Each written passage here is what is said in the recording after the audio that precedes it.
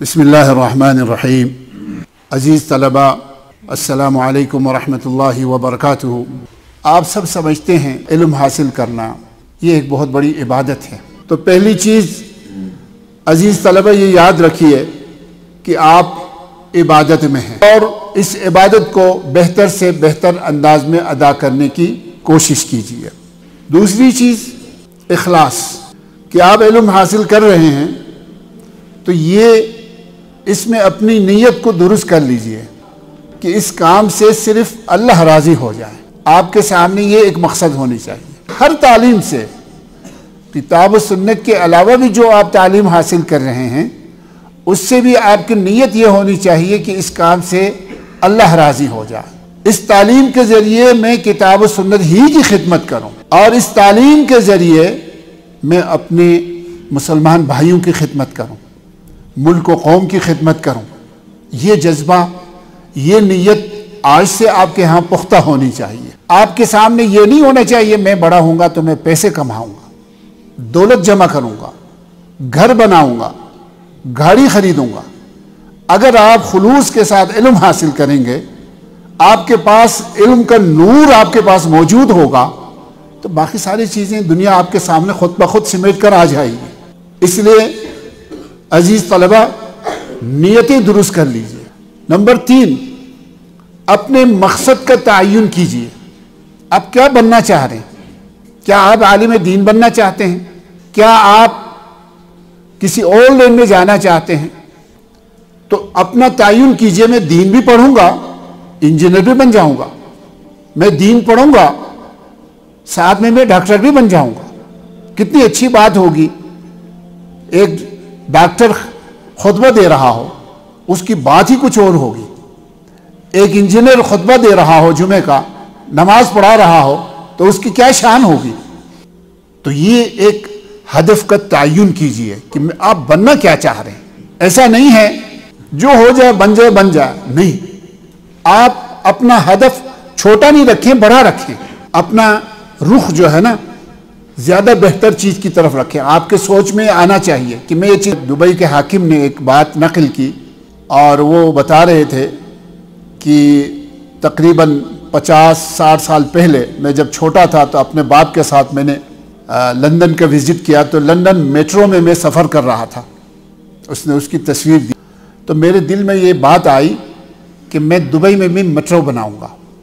वो अभी यंग लड़का, 10-12 साल का लड़का था। तो कहते मेरे दिल में ये बात आई कि मैं भी दुबई में मेट्रो बनाऊंगा। वो कहते 50 साल के बाद मैंने दुबई में मेट्रो बनाया। तो वो कहते देखिए, एक मिजाज इंसान का बनाना होता है। तो मेरी गुजारिश ये है कि आप अपना हदफ बड़ा रखिए, छोटा ना रखिए कि मैं बड़ा होकर ये बनूंगा। इंशाल्लाह वो बन जाएगा। ज़हन बनाना पड़ता है बचपन से ही।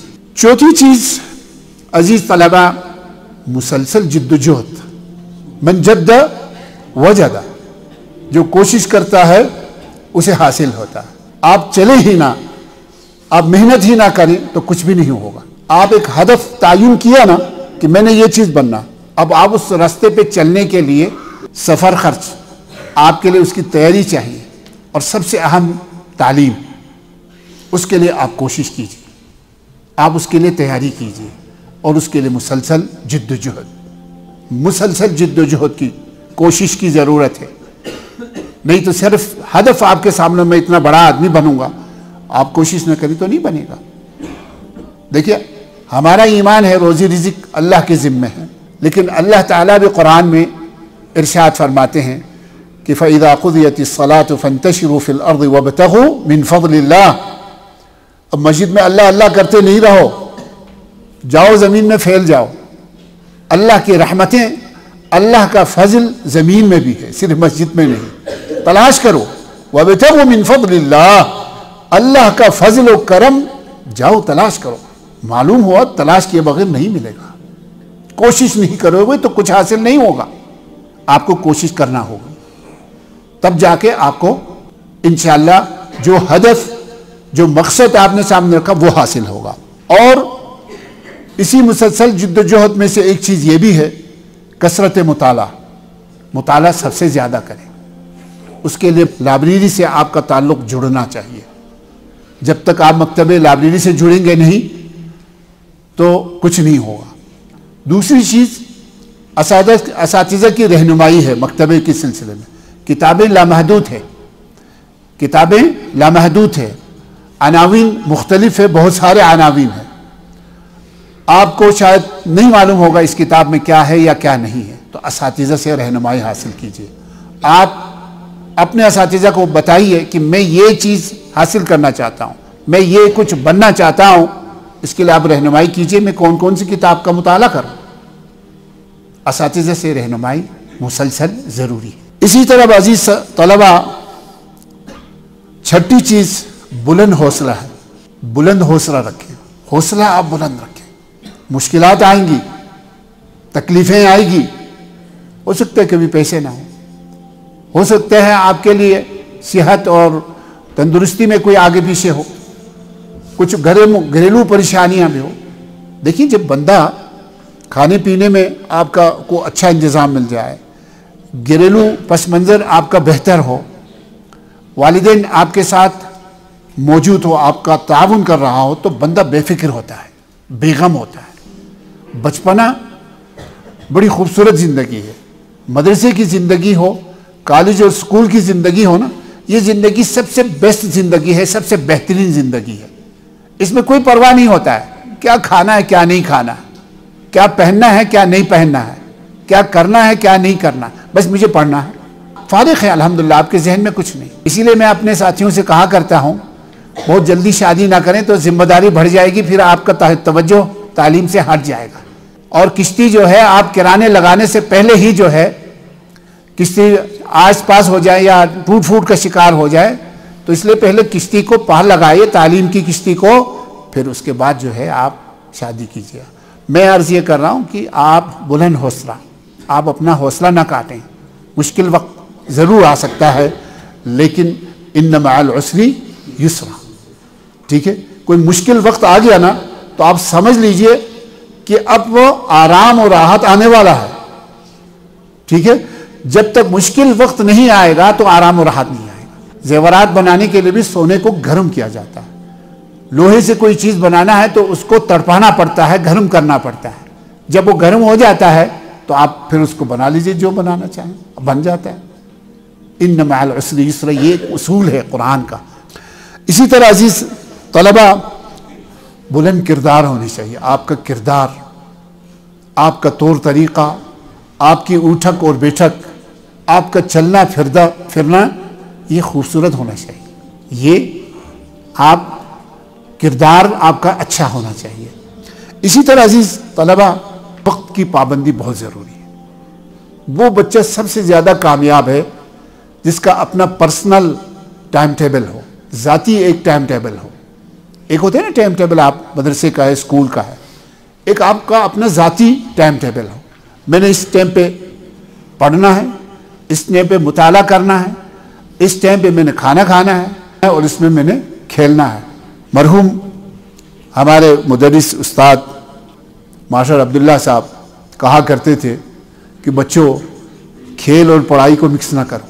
खेलते वक्त पढ़ो नहीं, पढ़ते वक्त खेलो नहीं। ये तो बड़ी पुरानी बात है और ये तो एक उसूल है हकीकत में, इसको मिक्स ना कीजिए।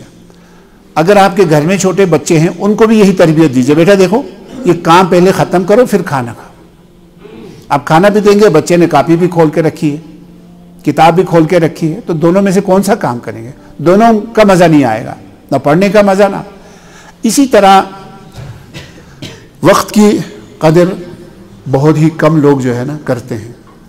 आप सल्लल्लाहु अलैहि वसल्लम की हदीस मौजूद है, निअमतानी मग़बूनुन फ़ीहिमा कसीरुम मिनन्नास, अस्सिहतु वल फ़राग़, अस्सिहतु वल फ़राग़। देखिए जुमला बहुत मुख्तसर है, कितनी अजीम हदीस है। अल्लाह के नबी फरमाते, दो नेमतें इंसान के पास है, लोग उसकी कदर नहीं करते। क्या है?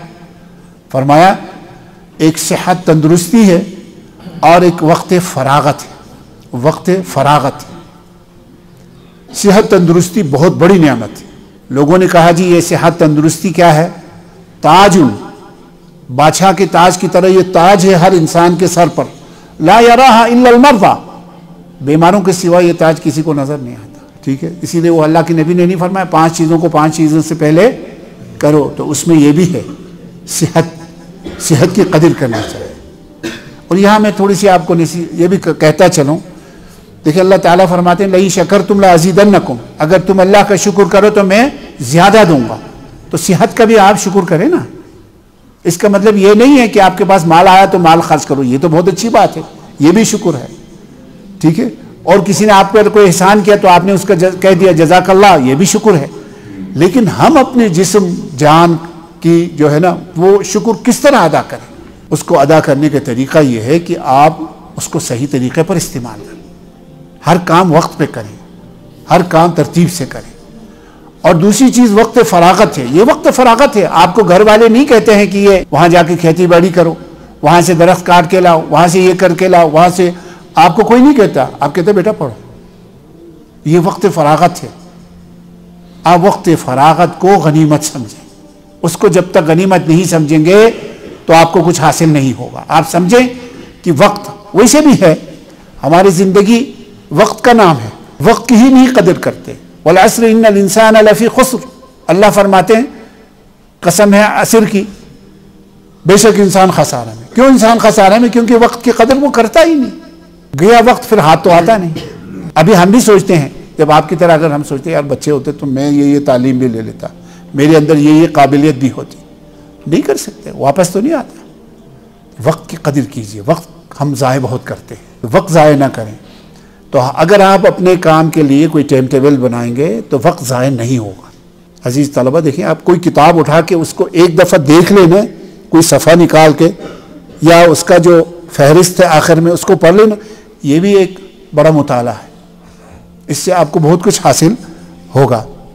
और ये भी आप याद रखिए, इल्म जो है माल से अफजल है। माल तो ख़त्म हो जाएगा खर्च करने से, और इल्म जितना आप खर्च करेंगे उसमें इजाफा ही होगा, कम नहीं होगा, ठीक है। तो इसलिए इल्म आप हासिल करेंगे, माल बहरहाल आपके पास आ जाएगा।